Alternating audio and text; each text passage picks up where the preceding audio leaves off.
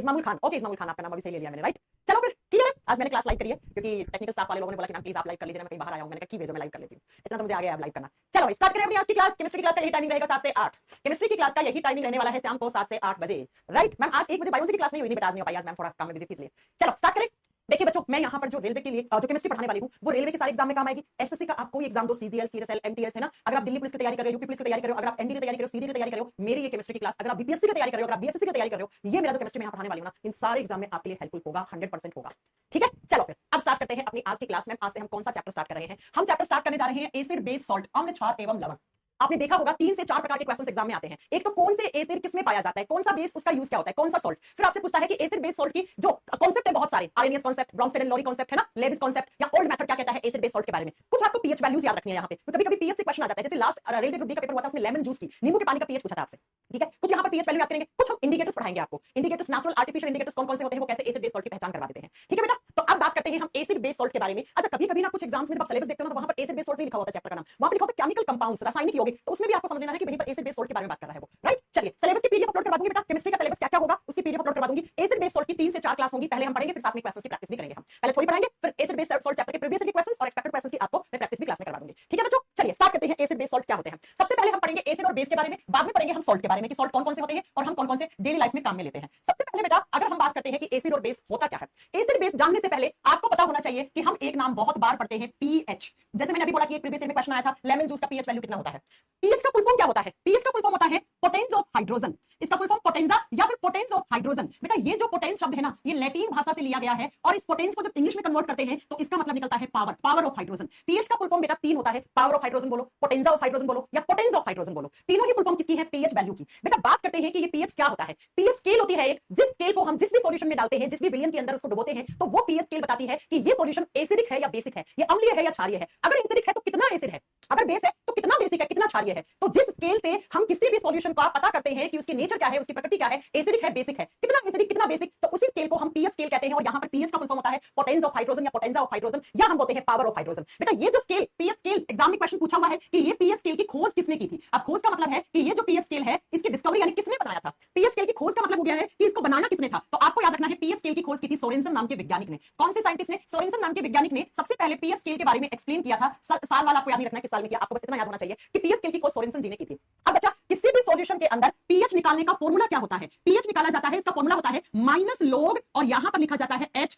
बेटा H+ को कहा जाता है हाइड्रोजन आयन। H+ को क्या कहा जाता है? हाइड्रोजन आयन कहा जाता है। तो किसी भी सॉल्यूशन के अंदर उसका पीएच कितना है, तो उस पीएच को निकालने के लिए एक फॉर्मूला होता है, वो ये फॉर्मूला होता है बेटा। क्या फॉर्मूला होता है? Minus log H+ ion. और ये जो H+ होते हैं इनको बोलते हैं हम हाइड्रोजन आयन। तो पीएच स्केल किसने बनाया था? सोरेनसन ने। पीएच निकालते कैसे हैं? इस फॉर्मूला को लगा के हम पीएच निकालते हैं। अब बेटा जब भी हम पीएच वैल्यू निकालते हैं तो कैसे निकालते हैं? ये जो पीएच स्केल होता है ना बच्चा, इस स्केल के ऊपर कुछ वैल्यू लिखी हुई होती है, कितने से लेकर इस पर वैल्यू लिखी हुई होती है। पहला वैल्यू होता है 0, बीच में होता है 7 और लास्ट में होता है 14। ऐसे वैल्यू लिखी हुई होती है स्केल के ऊपर। और जैसे ही उस पीएच स्केल को हम किसी भी सॉल्यूशन के अंदर डिप करते हैं, सॉल्यूशन के अंदर उस पीएच स्केल को डालते हैं, तो अगर वैल्यू आता है, अगर पीएच की रेंज का मान आता है 7, तो हम कहते हैं वो सॉल्यूशन न्यूट्रल है। न्यूट्रल का मतलब होता है बच्चा उदासीन है वो। और उदासीन कौन होता है? जिसके पीएच का मान 7 हो। और 7 किसके पीएच का होता है? एक वाटर होता है, जिस वाटर को हम बोलते हैं डिस्टिल्ड वाटर। डिस्टिल्ड वाटर को हिंदी में कहा जाता है आसुत जल। अगर आपने कभी केमिस्ट्री या बायोलॉजी की लैब में काम किया होगा तो वहां पर डिस्टिल्ड वाटर को काम में लिया जाता है, इसको आसुत जल कहा जाता है। बेटा एक होता है डिस्टिल्ड वाटर, एक होता है रेन वाटर, एक होता है मिनरल वाटर है ना, एक होता है हार्ड वाटर, एक होता है सॉफ्ट वाटर। ये सारे हम धीरे-धीरे करके बात करेंगे क्या क्या होते हैं। आपको जानना है कि जैसे ही हम किसी सॉल्यूशन के अंदर पीएच स्केल को डालते हैं तो वैल्यू आता है 7, तो 7 पर कोई भी सॉल्यूशन होता है उसको हम बोलते हैं न्यूट्रल। इसका मतलब मैम डिस्टिल्ड वाटर की पीएच का मान 7 है, इसलिए कभी-कभी इसको न्यूट्रल वाटर भी कहा जाता है, इसको उदासीन जल भी कहा जाता है।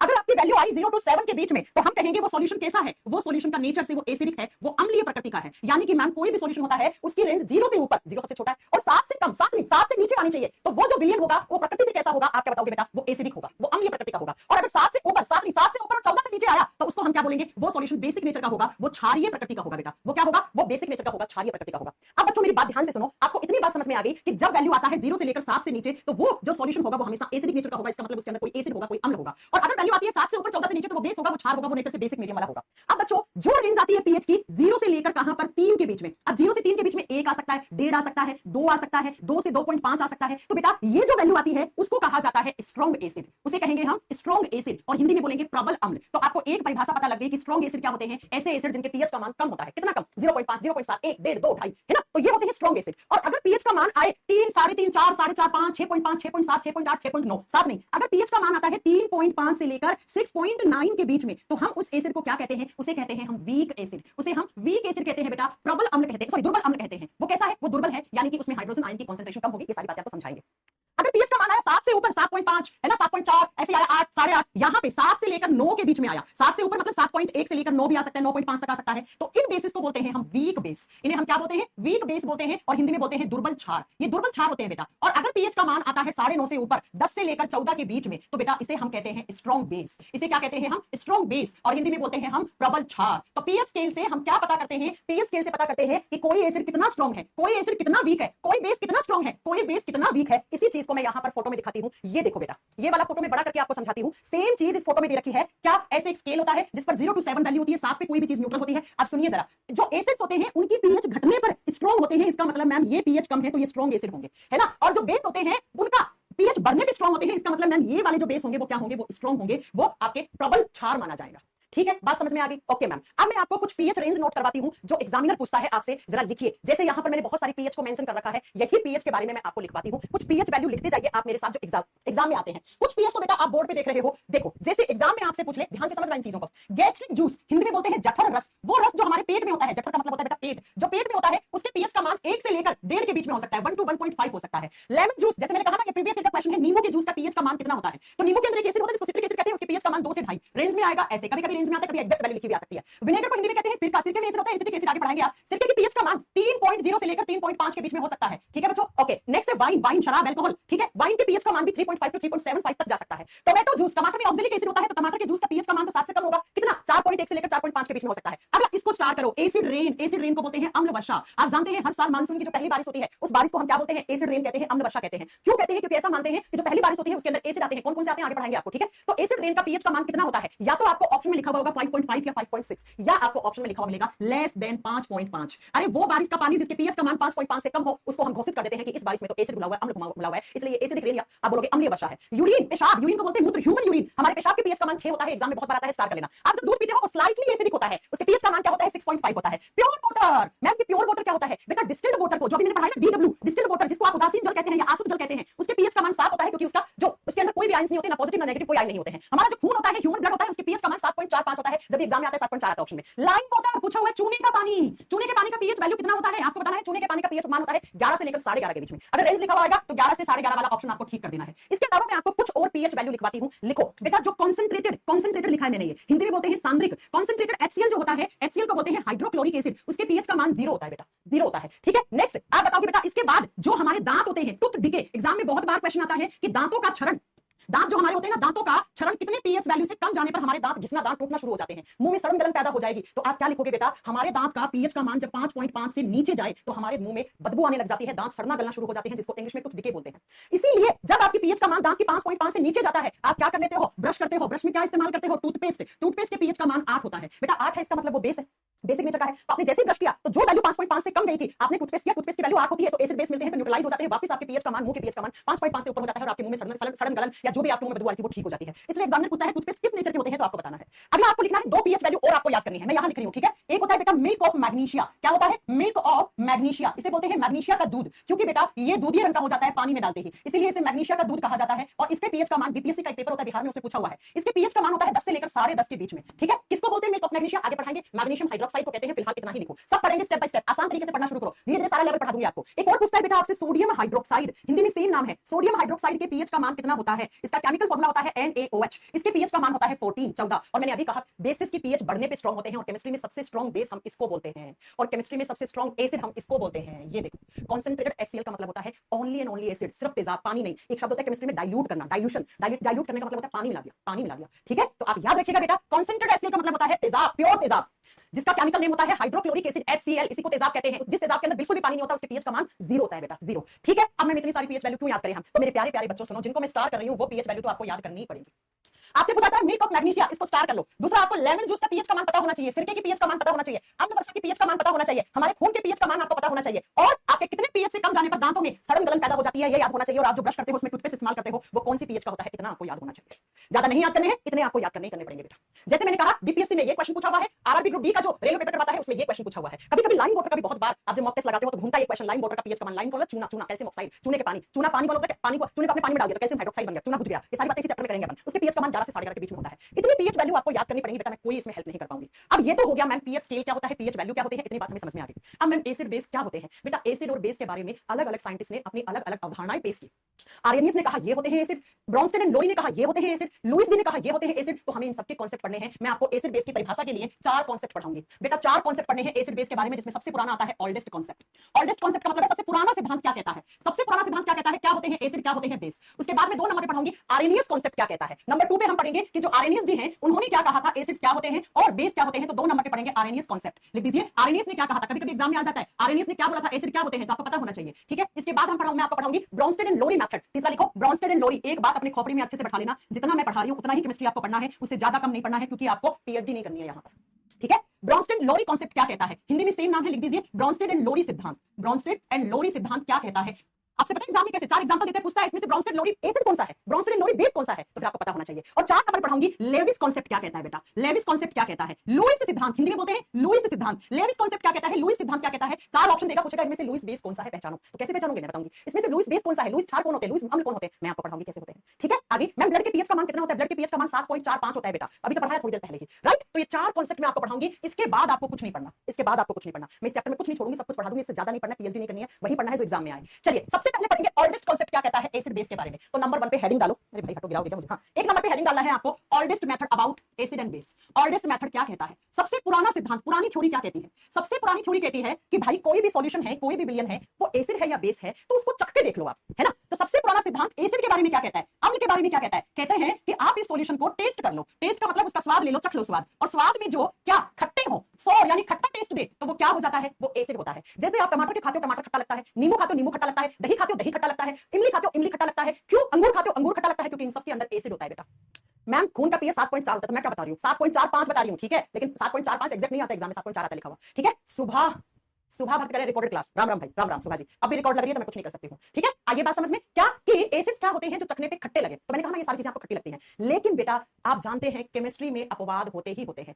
केमिस्ट्री का दूसरा नाम एक्सेप्शन है, अपवाद है। 2 ऐसे एसिड होते हैं बेटा जो एसिड हैं फिर भी आपको चखने पे खट्टे नहीं लगेंगे बेटा, हल्के से मीठे लगेंगे, अपवाद है। और अपवाद एग्जामिनर पूछता है कौन से 2 एसिड होते हैं जो चखने पे खट्टे नहीं लगते हैं, ना खट्टे लगेंगे ना ज्यादा मीठे लगेंगे। जैसे दूध होता है, दूध ना खट्टा लगता है ना मीठा लगता है ना, वैसा टेस्ट देते हैं ये। तो प्यारे से बच्चों सुनो, पहला एसिड होता है जो चखने पे आपको ना खट्टा लगेगा ना मीठा लगेगा, ग्लाइसिन, ग्लाइसिन। ठीक है, और दूसरा जो एसिड होता है जो आपको ना चखने पे खट्टा लगेगा और ना ही मीठा, मतलब ठीक है एकदम न्यूट्रल सा लगेगा आपको। ठीक है, वो कौन सा होता है, तो वो होता है एल्यूमिन। एल्यूमिन, ठीक है, एल्यूमिन और ग्लाइसिन ये दोनों नेचर से क्या है, ये दोनों नेचर से एसिड हैं, लेकिन चखने पे आपको खट्टे नहीं लगेंगे। इसके अलावा जितने भी सारे एसिड्स होते हैं उनको जब आप टेस्ट करते हो तो आपको खट्टे लगते हैं, इसलिए कहते हैं आप चख के पता कर लो कि खट्टा है कि नहीं है। अब क्या आप सारे एसिड को चख सकते हो, आप HCl को चखो जीभ जल जाएगी, आप H2SO4 को चखो जीभ जल जाएगी। तो भाई ये कॉन्सेप्ट तो पूरी तरीके से काम नहीं करता ना। तेजाब आपकी स्किन पे लग जाएगा, स्किन जला डालेगा, तो तेजाब को चखोगे थोड़ी ना बेटा। तो फिर क्या होता है, फिर दूसरा कॉन्सेप्ट कैसे काम आता है, दूसरा कॉन्सेप्ट आता है बेटा यहाँ पर लिटमस पेपर यूज कर लो। क्या यूज कर लो, ओल्डेस्ट मेथड करता है कि लिटमस पेपर यूज कर लो, हिंदी में लिटमस पेपर ही कहते हैं बेटा। ये लिटमस पेपर क्या होता है, एक पेपर होता है बेटा, पेपर होता है। ठीक है, ये लिटमस पेपर कहां से बनाया जाता है, ये लाइकेन से बनाया जाता है। ठीक है, लाइकेन से बनाया जाता है, ये लाइकेन चट्टानों पे लगा हुआ होता है।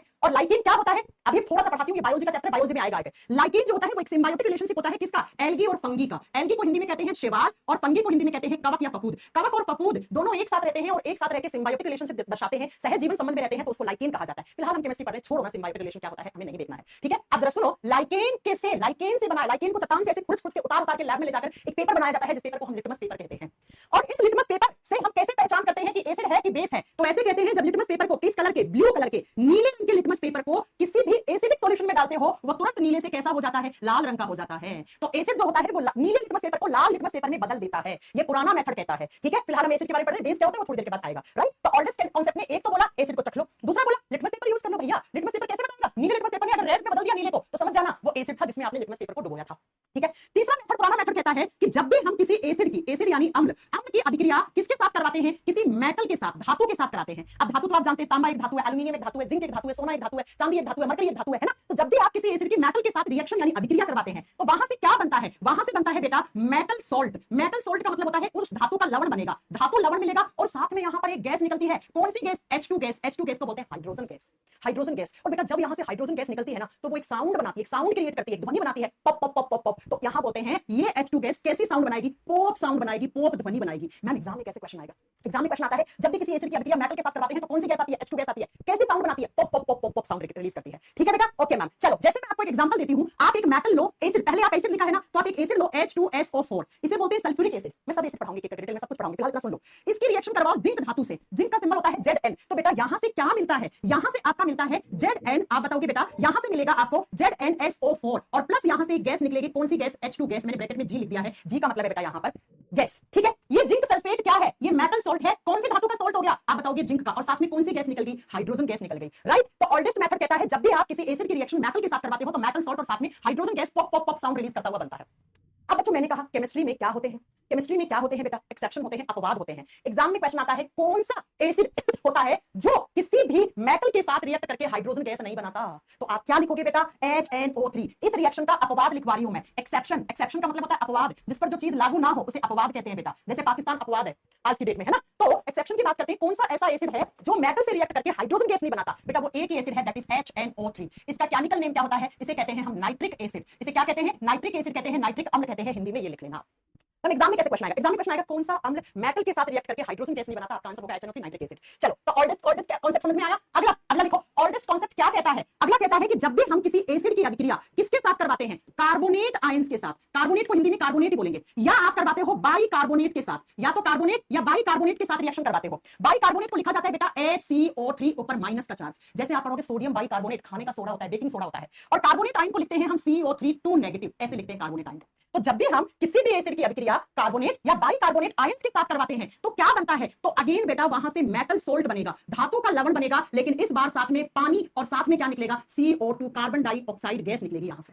इसको हिंदी में कह देना धातुओं के लवण, धातु लवण बनेगा यहां से। तो एग्जाम में क्वेश्चन आएगा कि एसिड की किसके साथ अभिक्रिया करवाएं कि CO2 गैस निकलेगी? तो आप क्या करके आओगे? या तो अभिक्रिया करवाओ कार्बोनेट आयन के साथ या अभिक्रिया करवाओ बाई कार्बोनेट आयंस के साथ। ठीक है, आगे बात समझ में? मैम आवाज कट कट के आ रही है। पॉप को हिंदी में क्या बोलोगे बेटा? पॉप को पॉप ही बोला जाता है हिंदी में। ठीक है, पॉप को पॉप ही बोला जाता है हिंदी में। आइए जरा सुनिए, जैसे हम एक अभिक्रिया करवाते हैं हाइड्रोक्लोरिक एसिड की, HCl के साथ रिएक्शन करवाओ आप कार्बोनेट आयन। तो यहां पे मैं कार्बोनेट आयन कौन से ले रही हूं? Na2CO3, सोडियम कार्बोनेट काम में ले रही हूं। तो यहां से क्या बनेगा बेटा? यहां से देखो Na, ये Na और Cl बन जाएगा ऐसे। NaCl को क्या बोलोगे? धातु का लवण, धातु का नमक। कौन सी धातु? सोडियम धातु का। और साथ में यहां पर क्या निकलेगा? H2O निकलेगा और साथ में यहां पर CO2 कार्बन डाइऑक्साइड गैस निकलेगी।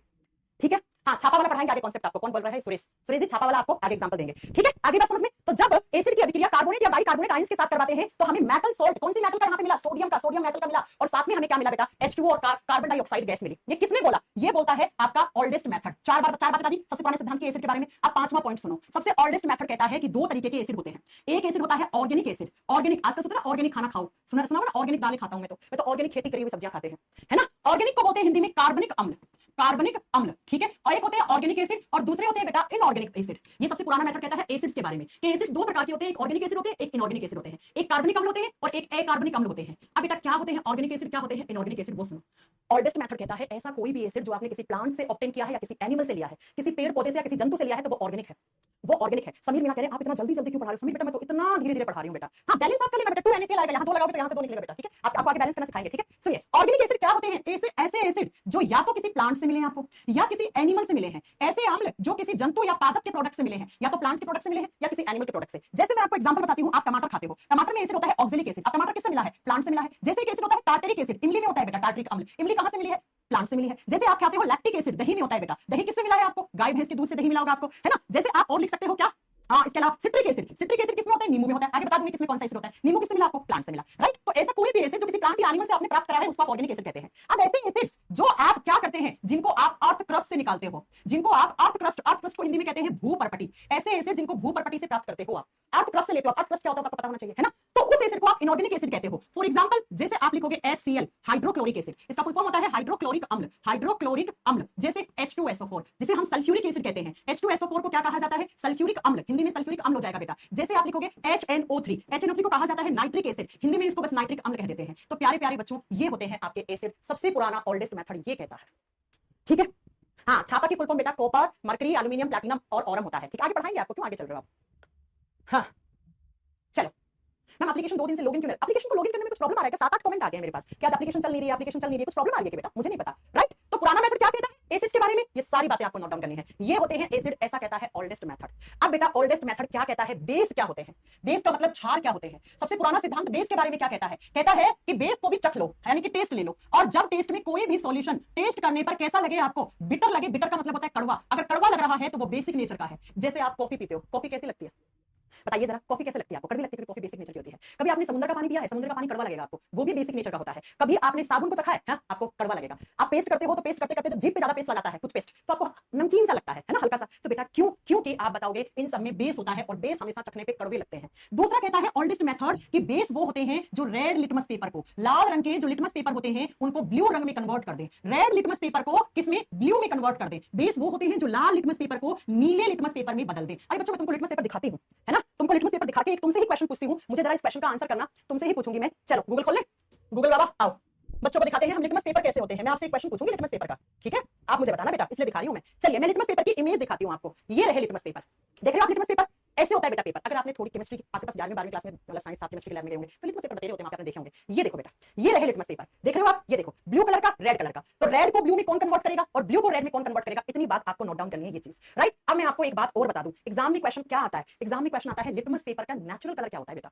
नेचुरल कलर कैसा होता है लिटमस पेपर का? आप यहाँ पर देख रहे होंगे, आपको बैंगनी कलर का दिख रहा होगा। ये कैसा कलर है? ये आपको पर्पल कलर दिख रहा है। पर्पल कलर के होते हैं सबसे ज्यादा ऑर्गेनिक लिटमस पेपर। ये बात आपको याद रखनी है बेटा। ऐसे टेस्ट करते हैं, देखो बेटा, देखो इस एसिड में डालेंगे तो ऐसे, बेस में डालेंगे तो ऐसे, ठीक है? तो आपको ये चीज याद रखनी है, ऐसे होते हैं लिटमस पेपर। अगर किसी बच्चे ने कभी नहीं देखे तो मैं आपको बता दूं। चलो अगला ओल्डेस्ट मेथड कहता है बेस के बारे में कि जब भी हम किसी बेस की किसी मेटल के साथ अभिक्रिया करवाते हैं, बेस का मतलब हो गया क्षार, मेटल का मतलब हो गया धातु, जब हम किसी क्षार की धातु के साथ अभिक्रिया करवाते हैं तो हमें वहां पर क्या मिलता है? आपको अगेन याद रखना है, वहां से भी H2 गैस निकलती है, और कौन सी ध्वनि बनाएगी? वो पॉप ध्वनि, पॉप साउंड रिलीज करती है, पॉप साउंड रिलीज करती है, ठीक है? अब जो सुनो नेक्स्ट, इसका एग्जांपल मैं आपको देती हूं। जैसे एक बेस होता है, अभी मैंने आपको पढ़ाया NaOH, सोडियम हाइड्रोक्साइड, और इसकी रिएक्शन करवाते हो आप एक मेटल के साथ, जिंक, जिंक एक धातु होती है। तो यहां से आपको क्या मिलता है? आपको यहां से मिलेगा Na2, और साथ में आपको मिलेगा बेटा यहां पर ZnO2, Na2ZnO2, और साथ में यहां से हाइड्रोजन गैस निकल जाएगी, और कौन सी ध्वनि करते हुए? पॉप साउंड करते हुए। अब यहां पर आप दो लगाओगे, दो लगाओगे तो बैलेंस हो गई ना, यहां से सोडियम के भी दो हो गए, जिंक के भी दो हो गए, आगे दो लगा दिया तो ऑक्सीजन के भी दो। हाँ, तो यहां से हाइड्रोजन गैस निकल जाएगी। तो ये क्या है? ये बेस है। तो बेस के भी मेटल से रिएक्शन करवाने पर H2 गैस निकलती है। अगला आपको बताना है बेटा क्या, कि जो बेस होते हैं, ऐसा कहता है पुराना मेथड कि जब आप इनको टच करते हो, टच करने पर आपको ये स्लिपरी महसूस करवाते हैं। स्लिपरी का मतलब होता है ये चिकने होते हैं बेटा, इनमें चिकनापन होता है, ये चिकने होते हैं। जैसे बच्चों, मैं आपको एक एग्जांपल दूं, नहाने की साबुन को कभी टच कराए, स्लिपरी होती है ना, पानी से ऐसा हाथ पे पानी लगा हो, साबुन फिसल जाता है ना? ऐसे ही अगर आप कपड़े धोने की साबुन होती है, उस आपके हाथ से फिसल जाती है। आप फेस वॉश करते हो, है ना, वो फेस वॉश भी आपके हाथ से ऐसे नीचे स्लिप कर जाते हैं। तो बेटा नहाने की साबुन, कपड़े धोने की साबुन, ये सब किससे बनी होती है? बेस से बनी होती है। और जो बेस होते हैं उनको टच करने पर आपको चिकनापन फील होता है, आपको स्लिपरी फील होता है। तो जिसको चखने पे कड़वा लगे, जिसको टच करने पे स्लिपरी महसूस हो, जो लाल लिटमस पेपर को नीले लिटमस पेपर बना दे, और जिसकी मेटल के साथ रिएक्शन करवाने पर H2 गैस निकले, उसको ओल्डेस्ट कॉन्सेप्ट करता है कि वो एक बेस होता है, वो एक क्षार होता है। ठीक है मैम, आप बहुत, हाँ, सॉपी होते हैं, यानी टच करने पे चिकने फील होते हैं। मैम आप बहुत जल्दी मत पढ़ाओ, विक्रम सिंह कह रहे हैं। बेटा कहां पढ़ा रही हूं मैं जल्दी, इतना तो स्लो पढ़ा रही हूं। ठीक है बच्चों, तो बेस, एसिड और बेस के बारे में ओल्डेस्ट मेथड क्या होता कहता है, सारी बातें समझ में आ गई होंगी। अब हम दूसरा कॉन्सेप्ट पढ़ेंगे कि आर्रेनियस कॉन्सेप्ट क्या कहता है एसिड और बेस के बारे में। तो लिखिए जरा, आर्रेनियस जी क्या बोल गए? आर्रेनियस जी ने बोल दिया कि एसिड्स क्या होते हैं और बेस क्या होते हैं। तो 2 नंबर लगा के लिखो आर्रेनियस कॉन्सेप्ट। अगर मैं बहुत ज्यादा बोल रही हूं स्पीड में तो मैं थोड़ा कम कर देती हूं, ठीक है बच्चों? आर्रेनियस कॉन्सेप्ट क्या कहता है अबाउट एसिड एंड बेस, लिख लीजिए आर्रेनियस सिद्धांत। आर्रेनियस सिद्धांत क्या कहता है एसिड और बेस के बारे में? बेटा आर्रेनियस जी ने कहा कि आप जब भी किसी सॉल्यूशन को, ध्यान से समझना, जब भी किसी सॉल्यूशन को पानी में डाला, सॉल्यूशन को हिंदी में विलियन कहते हैं, जब किसी विलियन को पानी में डालते हो, और पानी को कहा जाता है बेटा एक्वस, एक्वस ए क्यू लगाया जाता है, एक्वस, एक्वस का मतलब होता है एक्वेटिक एनिमल्स, जलीय जानवर, है ना? तो एक्वस का मतलब होता है जल, यानी जलीय विलियन में। तो जैसे किसी सॉल्यूशन को आपने पानी के अंदर डाला तो उससे H+ आयन रिलीज होना शुरू हो जाए। H+ आयन, H किसका सिंबल होता है? हाइड्रोजन, तो इनको हम क्या बोलते हैं? हाइड्रोजन आयन कहते हैं। तो ऐसा कोई भी सॉल्यूशन जिसको पानी में डाला, एक्वस सॉल्यूशन में डाला, डालते ही जिससे हाइड्रोजन आयन निकलना शुरू हो जाएं, तो वो क्या है? वो होगा एसिड। इसका मतलब मैम आर्रेनियस जी ने कहा था अम्ल वो है जो पानी के अंदर H+ आयन रिलीज करते हैं, उनको हम एसिड कहते हैं, उनको हम एसिड कहते हैं। ठीक है, अब मेरी बात को ध्यान से सुनना, अगला पॉइंट, जितने H+ आयन रिलीज करेगा कोई भी एसिड, उसको उसकी बेसिसिटी कहा जाता है। जितने भी H+ आयन कोई भी एसिड निकालता है, उस आयन को उसकी बेसिसिटी कहा जाता है। बेटा एक शब्द होता है बेसिसिटी, और बेसिसिटी को हिंदी में कहा जाता है क्षारकीयता। क्षारकीयता कहने का मतलब है जब किसी एसिड को पानी में डालते हो, जितना H+ आयन निकला वो उतना ही उस एसिड की बेसिसिटी होती है। जैसे नहीं समझ में आया, सुनो, आपका एक एसिड है HCl, इसको आपने पानी में डाला, उसको एक्वस सॉल्यूशन में डाला, तो बेटा HCl टूट जाता है H+ और Cl नेगेटिव में। तो बेटा यहां से कितना H+ आयन निकला है? 1। तो HCl की बेसिसिटी कितनी होगी? 1। तो एग्जाम में क्वेश्चन कैसे आता है? एग्जाम में पूछता है HCl की बेसिसिटी की वैल्यू कितनी होती है, HCl की क्षारकीयता कितनी है, तो आपसे ये पूछेगा, ठीक है। तो बेटा HCl की बेसिसिटी का मान कितना है? 1। और जिस एसिड की बेसिसिटी 1 होती है उसे क्या कहा जाता है? उसे मोनोबेसिक एसिड कहा जाता है। ध्यान से समझ लेना, नहीं तो तुम बहुत वैसे हो जाओगे एकदम कंफ्यूज, ठीक है। उसे मोनोबेसिक एसिड कहा जाता है, हिंदी में बोलते हैं एक क्षारीय अम्ल। एक क्षारीय अम्ल है। तो आप मुझे बताओ, मोनो का मतलब होता है हमेशा एक, सिंगल, सिंगल, ठीक है। तो HCl की बेसिसिटी कितनी है? 1। अब मुझे फटाक से बताना H2SO4 की बेसिसिटी कितनी होती है? फटाक से बताना बेटा, एग्जामिनर पूछ ले कि H2SO4 एक सल्फ्यूरिक एसिड है, इसको आप पानी में डालते हो, एक्वस, AQ का मतलब होता है एक्वस, एक्वस का मतलब होता है वाटरी, पानी वाला सॉल्यूशन। तो आप मुझे बता दो, जो H2SO4 होता है उसकी बेसिसिटी की वैल्यू कितनी आएगी? बेटा फटाक से कमेंट करो, कितनी आएगी? अरे बेटा जैसे ही H2SO4 को पानी में डालोगे तो ये टूट जाएगा, किसमें? 2H प्लस में, और साथ में क्या बनाएगा? SO4 का 2 नेगेटिव बनाएगा। अब बताओ जरा, कितने हाइड्रोजन आयन दिए? 2 दिए, दो हाइड्रोजन आयन है। तो आपसे पूछ ले H2SO4 की बेसिसिटी कितनी होती है? H2SO4 की क्षारीयता कितनी होती है? 1 2 3 4, तो क्या करके आओगे? 2 होती है बेटा। और जिस एसिड की बेसिसिटी 2 होती है उसे क्या कहा जाता है? उसे डाई बेसिक एसिड कहा जाता है। उसे डाई बेसिक एसिड कहा जाता है, हिंदी में बोलते हैं द्विक्षारकीय अम्ल। द्विक्षारकीय अम्ल, ये लो, ऐसे ऐसे आंसर करना है बेटा। मैं आपसे 2-4 क्वेश्चन पूछती हूँ एग्जाम में कैसे आते हैं। बच्चे कहते हैं न्यूमेरिकल आ गया, ये न्यूमेरिकल नहीं है। सुनो, आप मुझे ये बताओ, किसकी? आप मुझे बताओ HNO3 मोनो एसिड एसिड है या डाई मोनो बेसिक एसिड है या डाई बेसिक एसिड है? फटाक से बताओ बेटा, जल्दी बताओ बेटा, जल्दी जल्दी आंसर करो, जल्दी बताओ बेटा, आंसर करो फटाक से। या मैं पूछ लूं HNO3 की बेसिसिटी कितनी है?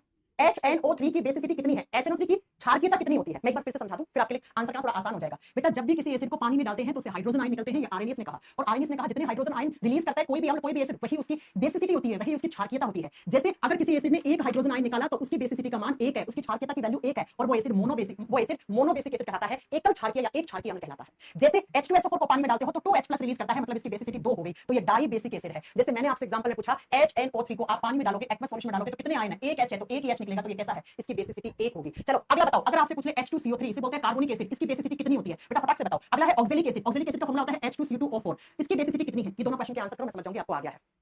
हां जी, फटाक से बताओ। इसे बोलते हैं कार्बोनिक एसिड, आगे दिखाएंगे सब, एक एक करके सारे हम पढ़ेंगे। इसको बोलते हैं ऑक्सैलिक एसिड। इन दोनों की अगर आपसे पूछ ले, फॉर्मूला दे दिया, फॉर्मूला एग्जाम में आएगा बेटा, आपको चिंता करने की जरूरत नहीं है। आप इन दोनों की बेसिसिटी बताओ मुझे, ये कैसे एसिड है? ये मोनोबेसिक है या डाई बेसिक है? ये एक क्षारीय है या द्विक्षारीय है? फटाक से बता दो बेटा।